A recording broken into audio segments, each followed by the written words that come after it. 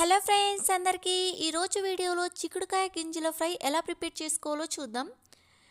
చిక్కుడుకాయ మీ ఇంట్లో చేసినట్టయితే చిక్కుడుకాయను కట్ చేసుకొని ఇలా అయితే ఉడకపెట్టుకోండి. చూస్తున్నారు కదా, ఇలా అయితే చక్కగా ఉడికించుకోండి. ఒక 5 మినిట్స్ ఉడికించుకున్న తర్వాత ఇలా గింజలను ఒక బౌల్లో తీసేసుకోండి సపరేట్గా. చిక్కుడుకాయ తినడం వల్ల మనకు చాలా యూజెస్ ఉన్నాయి ఆరోగ్యానికి. ఇందులో ఉండే మెగ్నీషియం, ఐరన్, జింక్, ఫాస్ఫరస్, పీచు పదార్థాలు, కాల్షియం పుష్కలంగా ఉంటాయి. స్టవ్ ఆన్ చేసుకొని అయితే చిన్న బాండీ అయితే పెట్టేసుకోండి. నేనైతే ఇక్కడ ఆమ్లెట్ వేసుకున్న ప్యాన్ అయితే పెట్టేసుకున్నాను. కొద్దిగా హీట్ అయిన తర్వాత ఆయిల్ వేసుకోండి. ఆయిల్ హీట్ అవ్వనివ్వండి.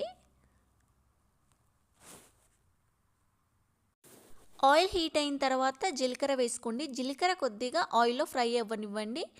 ఇప్పుడు అల్లం వెల్లుల్లి పేస్ట్ వేసుకొని మొత్తం కలిసేట్టు కలుపుకోండి. పచ్చివాసన పోయేంత వరకు అయితే ఫ్రై చేసుకోండి. ఇలా కలుపుకుంటూ మాడనివ్వకుండా అయితే ఫ్రై చేసుకోండి. ఇప్పుడు కొద్దిగా కరివేపాకు వేసుకోండి. పసుపు కూడా వేసుకోండి. పసుపు వేసుకొని మొత్తం కలిసేట్టు కలుపుకోండి. ఇవి కూరల రూపంలో అయినా తీసుకోవచ్చు, ఇంకా వీటి గింజలను ఉడికించి ఇలా ఫ్రై అయినా చేసుకోవచ్చు. ఇలా రెగ్యులర్గా తీసుకుంటే మన ఆరోగ్యానికి చాలా మంచిది. ఇప్పుడు కొద్దిగా ఫ్రై అయిన తర్వాత కారం అయితే వేసుకోండి. మీ రుచికి తగ్గట్టు అయితే కారం వేసుకోండి. బరువు తగ్గాలనుకునే వాళ్ళు మాత్రం ఇలా తీసుకోవడం చాలా మంచిది. కారం కొద్దిగా ఆయిల్లో ఫ్రై అయిన తర్వాత సాల్ట్ వేసుకోండి. ఇప్పుడు మనం ఉడికించుకున్న గింజలను ఆయిల్లో వేయండి.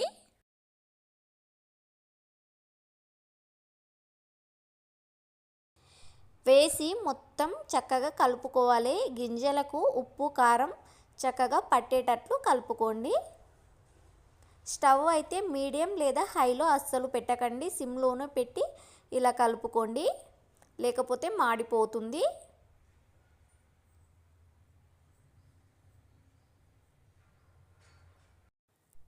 ఇలా కొద్దిగా ఫ్రై అయిన తర్వాత కొత్తిమీర పుదీనాను సన్నగా తరుక్కొని అయితే వేసేసుకోండి. వేసుకొని ఇలా మొత్తం మిక్స్ అయ్యేలా కలుపుకోండి.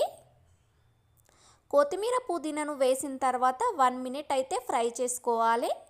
ఆ 1 మినిట్ స్పూన్తో కలుపుతూనే ఫ్రై చేసుకోండి, లేకపోతే మాడిపోతుంది.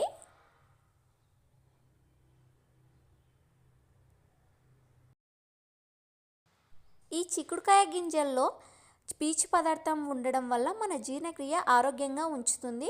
ఇంకా పేగు క్యాన్సర్స్ ఏం రాకుండా ఉంచుతుంది. అంటే మన ఆరోగ్యానికి చాలా మంచిది. కాబట్టి ఎలాగైనా ఒక రోజుకు ఒక పూటనైనా తీసుకోవడానికి ట్రై చేయండి. ఇలా 1 మినిట్ తర్వాత ఫ్రై అయ్యాక ఒక చిన్న బౌల్లోకి అయితే తీసేసుకోండి. మీరు ఈ చిక్కుడుకాయ కర్రీ చేసినప్పుడు గింజలతో ఒకసారి ఈవినింగ్లో స్నాక్స్ లాగా ఇలా ట్రై చేయండి ఫ్రెండ్స్, చాలా బాగుంటుంది. ఈ వీడియో మీకు నచ్చినట్టయితే లైక్ చేసి సబ్స్క్రైబ్ చేసుకోండి ఫ్రెండ్స్. Thank you.